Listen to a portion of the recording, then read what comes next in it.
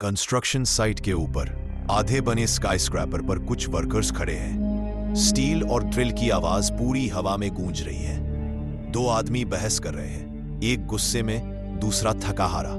जो गुस्से में है वो है जॉन गैरेट, साइट मैनेजर। काम के डीले ने उसका दिमाग खराब कर दिया है। काम से निकलते वक्त जब वो अपनी गाड़ी चलाता है तो साइट का शोर धीरे धीरे खत्म हो जाता है और रेडियो की आवाज सुनाई देती है। रेडियो पर होस्ट उत्साह से बोल रहा होता है, साइंटिस्ट ने एक नया इंटरस्टेलर कॉमेट डिस्कवर किया है, नाम है क्लार्क। कहा जा रहा है कि ये एक ऐसा मौका है जो जिंदगी में सिर्फ एक बार मिलता है। ये कॉमेट इतना पास से गुजरेगा कि अर्थ के ऑर्बिट को छू जाएगा। हार्मलेस है, साइंटिस्ट कहते हैं। जॉन चुपचाप सुनता रहता है। गाड़ी एक शांत कॉलोनी में पहुंचती है। उसके चेहरे पर हैवीनेस है, खबर की वजह से नहीं, कुछ पर्सनल वजह से।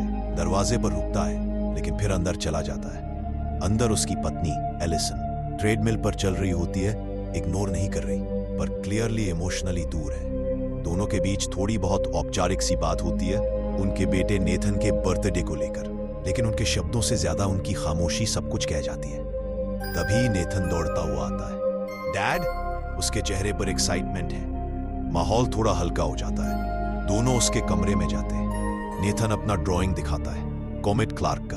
बेड पर बैठकर पिता और बेटा एक प्यारा सा साइलेंट मोमेंट शेयर करते हैं, लेकिन वो पल टूट जाता है जब याद आता है कि नेथन डायबिटिक है, इंसुलिन पर निर्भर। रियलिटी हमेशा याद दिला देती है कि जिंदगी कोमल नहीं होती। रात को तीनों साथ में न्यूज देखते हैं।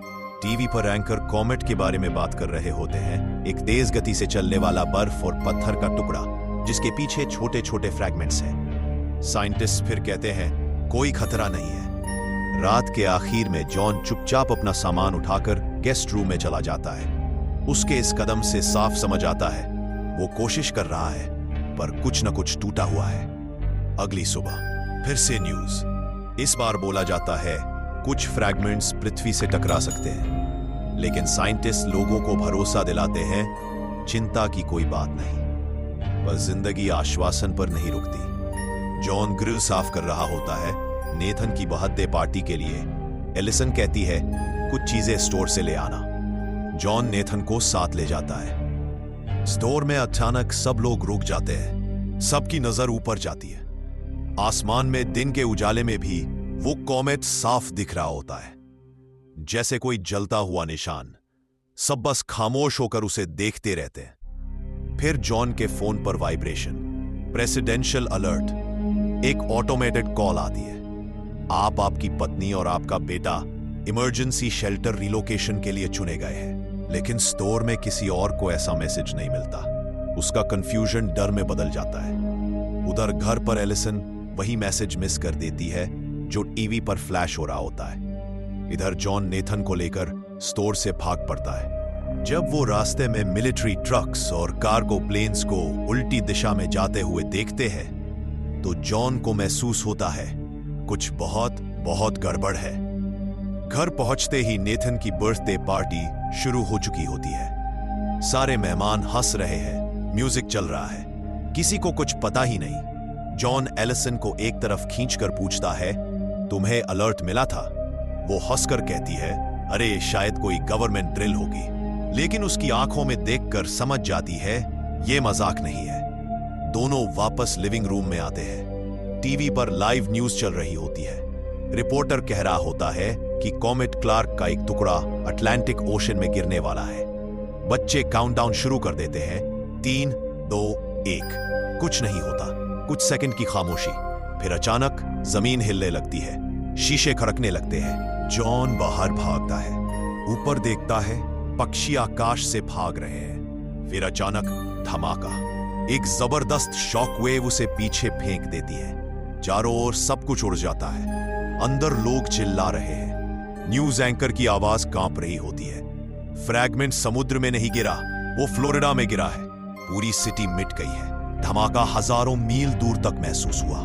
टीवी पर सैटेलाइट इमेज दिखाई जाती है, जमीन पर जलता हुआ लाल जख्म। सभी लोग बस खामोश खड़े हैं। किसी के मुंह से वो सवाल निकल ही जाता है, अगर एक टुकड़ा गिरा है तो बाकी कितने आने वाले हैं? तभी जॉन का फोन फिर बजता है। दूसरा प्रेसिडेंशियल अलर्ट। इस बार मैसेज सिर्फ उसके फोन पर नहीं, टीवी पर भी चल रहा होता है और कमरे में बाकी किसी को नहीं मिलता। मैसेज में लिखा होता है, आप और आपका परिवार इमरजेंसी रिलोकेशन के लिए चुने गए हैं, बाकी कोई नहीं आ सकता। फोन पर एक कोड दिखाई देता है, मिलिट्री ट्रांसपोर्ट एक्सेस के लिए। वो आखिरकार एयरबेस पहुंचते हैं। चारों तरफ ऊंची पहाड़े, हथियारबंद सोल्जर्स और बाहर हजारों लोग गेट से चिपककर चिल्ला रहे हैं, हमें अंदर जाने दो। जॉन अपना कोड दिखाता है, सोल्जर स्कैन करते हैं और फैमिली को अंदर जाने की इजाजत दे देते हैं। अंदर भी अफरा तफरी मची हुई है, लोग भाग दौड़ में, बच्चे रो रहे हैं। लाउड स्पीकर पर लगातार अनाउंसमेंट्स। उनको आईडी के लिए रिस्टबैंड दिए जाते हैं और कहा जाता है, सारा सामान घटाकर सिर्फ एक बैग रखो। जॉन जब बैग चेक करता है तो उसे एहसास होता है इंसुलिन गायब है। वो तुरंत गाड़ी की तरफ भागता है। इधर एलिसन ऑफिसर्स को स्थिति समझाने की कोशिश करती है, लेकिन जैसे ही वो बताती है कि नेथन डायबिटिक है, सब कुछ बदल जाता है। ऑफिसर का चेहरा सख्त हो जाता है। वो कहता है, क्रॉनिक बीमारी वाले लोगों को अंदर नहीं लिया जा सकता, रिस्क बहुत ज्यादा है। एलिसन गिड़गिड़ाती है, प्लीज, वो बच्चा है। लेकिन डिसीजन फाइनल है। सोल्जर्स एलिसन और नेथन को बेस के बाहर ले जाते हैं। उधर जॉन वापस आता है, हाथ में इंसुलिन लिए। उसे पता ही नहीं कि अभी क्या हुआ है। वो भागता है रनवे की तरफ, चिल्लाता है, एलिसन, नेथन, लेकिन भीड़ का शोर सब डुबो देता है। वो उस ट्रांसपोर्ट प्लेन में चढ़ जाता है जो उड़ान भरने वाला होता है।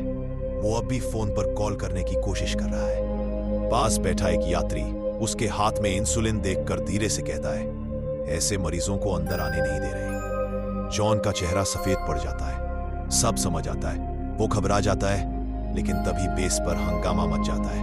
गेट तोड़ दिए गए हैं, भीड़ अंदर घुस रही है, गोलियां चलने लगती है। फिर अचानक एक चिंगारी, किसी विमान से फ्यूल लीक हो रहा होता है और धड़ाम, पूरा प्लेन फट पड़ता है। जॉन जमीन पर गिर जाता है, भागकर कवर लेता है। एक के बाद एक धमाके। रनवे पर सब जल रहा है, धुआं, गोलियां, चीखें, सब कुछ मिल जाता है। जब धूल छटती है, उसे पता चलता है एलिसन और नेथन को अंदर आने नहीं दिया गया था। वो पागलों की तरह जलते हुए बेस के बीच दौड़ता है उन्हें ढूंढने के लिए। बाहर पहुंचकर देखता है उनकी कार गायब है। सिर्फ एक मैसेज छोड़ा गया है, मैं नेथन को अपने पापा के घर ले जा रही हूं। लेकिन उसमें लिखा होता है उसकी इंसुलिन लेवल बहुत नीचे जा रही है। रास्ते में एलिसन एक फार्मेसी पर रुकती है।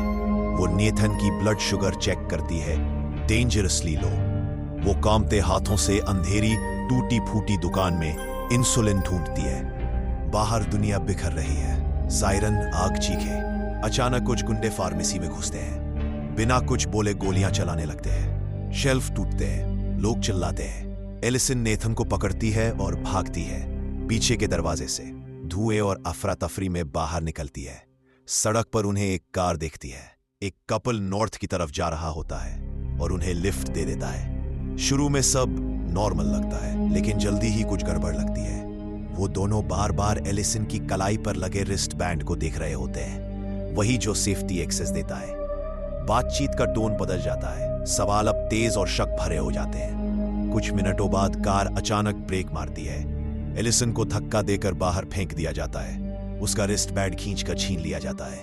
गाड़ी तेजी से आगे बढ़ जाती है। नेथन अंदर ही रह जाता है। एलिसन सड़क पर गिरती है, घायल, बेबस, अकेली। उधर जॉन की किस्मत थोड़ी पलटती है। उसे कुछ लोगों का ट्रक मिलता है जो नॉर्थ जा रहे होते हैं। उनमें से एक कॉलिन बताता है, हम कनाडा जा रहे हैं। वहां एक पायलट लोगों को आखिरी शेल्टर्स तक पहुंचा रहा है। सुना है साले बंकर ग्रीनलैंड में है। जॉन की आंखों में फिर से उम्मीद की झलक आती है। कॉलिन कहता है, अपनी फैमिली को ढूंढो और वहां मिलना। लेकिन ट्रक में बैठा एक और आदमी जॉन को घूर रहा होता है, या यूं कहो उसके रिस्ट बैंड को। लालच उसके चेहरे पर साफ दिखता है। वो कहता है वो बैंड दे दे। जॉन मना करता है और तभी ट्रक के अंदर शुरू होती है एक खूनी लड़ाई जानलेवा मोड़ ले लेती है। ड्राइवर कंट्रोल खो देता है, ट्रक उलट जाता है, लोहा चूर चूर, लोग उड़ जाते हैं। जॉन मुश्किल से रेंग कर बाहर आता है। पूरा खून से लथपथ, थका हुआ। जिस आदमी ने उस पर हमला किया था वो मर चुका होता है। कॉलिन भी नहीं बचता। रोड के दूसरे साइड एलिसन को आखिरकार एक और ग्रुप मिलता है जो मिलिट्री बेस की तरफ जा रहा होता है। उसे उम्मीद होती है कि नाथन वहां हो सकता है। उसी दिशा में जा रहे थे किडनैपर्स भी। नाथन अभी भी उनके साथ होता है जब वो बेस पहुंचते हैं। सोल्जर्स सबके रिस्ट बैंड चेक करते हैं। तभी लड़का बोल पड़ता है, ये मेरे पेरेंट्स नहीं है। तुरंत सोल्जर्स किडनैपर्स को पकड़ लेते हैं और नाथन को सेफ्टी के लिए अंदर ले जाते हैं। कुछ घंटे बाद एलिसन भी वही बेस पहुंचती है। वो पागल सी हर tent, medical unit, command post check करती है जब तक उसे नाथन मिल नहीं जाता। उसे देखकर उसकी थकान टूट जाती है। नाथन को इंसुलिन मिल गया होता है। नर्स उसका ख्याल रख रही होती है। नर्स मदद करने का वादा करती है और उनके लिए ट्रांसपोर्ट अरेंज करती है जो एलिसन के फादर के सिटी की तरफ जा रहा होता है। उधर जॉन एक छोटा हुआ घर तोड़कर अंदर जाता है, पानी और खाना लेने। टीवी चालू करता है। इमरजेंसी ब्रॉडकास्ट कंफर्म करता है, मेन इंपैक्ट 24 घंटे से कम में होने वाला है। जॉन तुरंत कार की चाबी लेता है और ड्राइव करते हुए एलिसन के फादर के घर की तरफ निकल पड़ता है। सड़कें टूटी हुई, आसमान में धुआं और आग। वहां पहुंचकर वो देखता है एलिसन का फादर अपने दोस्तों के साथ कार्ड खेल रहा है, जैसे दुनिया खत्म होने से पहले एक नॉर्मल रात चाहिए हो। जॉन पूछता है एलिसन के बारे में। दोनों के बीच अभी भी थोड़ी टेंशन होती है, लेकिन अब टाइम नहीं बचा होता गुस्सा रखने का। दोनों अपने डिफरेंसेस भूल जाते हैं। अब सिर्फ एक ही गोल बचा है, एलिसन और नाथन को ढूंढना कॉमेट हिट होने से पहले। एलिसन और नाथन एक गैस स्टेशन पर रुकते हैं और घर कॉल करते हैं। जॉन और उसका फादर तुरंत निकल जाते हैं उन्हें मिलने के लिए। जब फैमिली आखिरकार मिलती है, सब टेंशन खत्म हो जाता है, एक छोटी सी राहत वाली फीलिंग के साथ। जॉन कंफर्म करता है कि ग्रीनलैंड शेल्टर्स वाली बात सच है। वो एलिसन को समझाता है कि उनका बेस्ट चांस है नॉर्थ कनाडा की तरफ जाने का, जहां से प्लेन्स अभी भी उड़ रहे हैं। दोनों जल्दी से पैकिंग करते हैं, इम्पॉसिबल जर्नी के लिए तैयार होते हैं, पर एलिसन के फादर मना कर देते हैं। उन्होंने डिसाइड कर लिया होता है यहीं रुकने का। अचानक कॉमेट का एक बड़ा टुकड़ा जमीन से टकराता है। धमाका इतना बड़ा होता है कि घर के शीशे तक हिल जाते हैं। अब टाइम नहीं बचा होता। वो अपनी अलविदा कहते हैं। एलिसन के फादर जॉन को एक गन देते हैं, ट्रस्ट का आखिरी साइन। फैमिली कार में बैठकर निकल जाती है। रोड पर जॉन और एलिसन फिर से इमोशनली कनेक्ट करते हैं। सब कुछ खत्म हो गया, अब सिर्फ प्यार और सर्वाइवल बचा है। दोनों एक दूसरे से वादा करते हैं, जो भी हो हम बचा लेंगे। लेकिन जर्नी आसान नहीं होती। रास्ते में ब्लॉकेड होता है, आसमान से आग बरस रही होती है, कॉमेट के टुकड़े गिर रहे होते हैं, कारें फट रही होती है, लोग भाग रहे होते हैं। जॉन लाइन तोड़कर बर्निंग डिब्रीज के बीच से निकलता है। एलिसन नाथन को बचाकर पीछे बैठा लेती है। वो एक ब्रिज तक पहुंचते हैं जहां कुछ लोग कंक्रीट के नीचे शेल्टर लिए हुए होते हैं। लेकिन जॉन एक आदमी को बर्निंग कार में फंसा देखता है और मदद करने दौड़ पड़ता है, क्योंकि एक जान बचाना अभी भी मायने रखता है। उस रात वो फायर के पीछे छोड़कर कनाडा पहुंच जाते हैं। रेडियो से आवाज आती है, ग्लोबल ब्रॉडकास्ट कंफर्म करता है, मेन इंपैक्ट दुनिया की 75% लाइफ को मिटा देगा। अब टाइम खत्म हो रहा होता है। वो बर्फ से भरे फील्ड्स के बीच ड्राइव करते हुए प्लेन्स को उड़ते देखते हैं। लास्ट इवैक्यूएशंस चल रहे होते हैं। एक छोटा एयरक्राफ्ट अभी भी रनवे पर होता है, इंजन तैयार। जॉन कार लेकर उसके सामने रोक देता है। पायलट पहले मना करता है, प्लेन पहले से ही फुल होता है, लेकिन जॉन की डेस्परेशन देखकर मान जाता है। वो सब प्लेन में चढ़ जाते हैं। प्लेन ग्रे आसमान में उड़ता है। जॉन आंखें बंद करता है। पुरानी जिंदगी याद आती है, वो सुकून जब सब कुछ नॉर्मल था।